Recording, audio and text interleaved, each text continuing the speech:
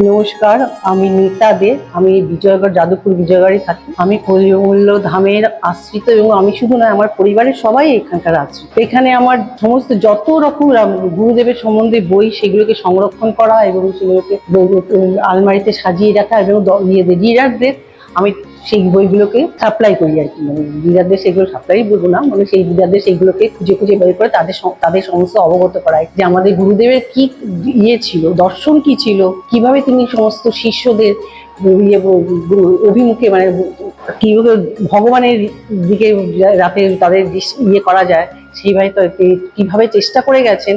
তার কোনো নিজস্ব বাড়ি ঘর কিচ্ছু ছিল না, তিনি ঘুরে ঘুরে সবখানে বেড়াতেন এবং যে যখন মনে মনে ভাবতেন যে এই স্বামী যদি একটু ঠাকুরের দীক্ষা পেতাম, ঠিক তিনি তাকে সেখানে দেখতেই পেতেন, ঠিক গিয়ে তিনি তাকে ওখানে দীক্ষা দিতেন। নিজে থেকে গিয়ে, ওনার কাছে কারোর আসতে হতো না, উনি নিজে গিয়েই দীক্ষা দিতেন। এখানকার বইয়ের সংখ্যা 1495 অ্যাপ্রক্সিমেট। মঙ্গল, বৃহস্পতি, শুক্র, শনি 4:30 থেকে 7:30, যেহেতু গরমকাল, আর শীতকালে 4 থেকে 7। ঠাকুর সম্পর্কে আমি ক্ষুদ্র প্রাণী কি বলবো ঠাকুর সম্পর্কে।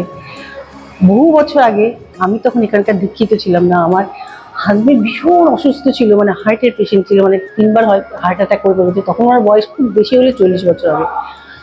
আমি একদিন হঠাৎ একজন ভদ্রলোক আমার কাছে গেলেন, আমি তাকে চিনি না, বললো আপনি কি দীক্ষা নিয়েছেন? আমি বললাম না। বললো আপনি দীক্ষা নেননি? দাদা এত ভোগে আপনি দীক্ষা নেননি? আমি বললাম না। বললো চলুন তো আপনি আমার সঙ্গে। তাকে আমি চিনি না, মানে চিনিই না আমি তাকে। আমার সঙ্গে একটু যাবেন আপনি? আমি বললাম কোথায়? বললো রাম ঠাকুর আশ্রমে চলুন। আপনি চলুন।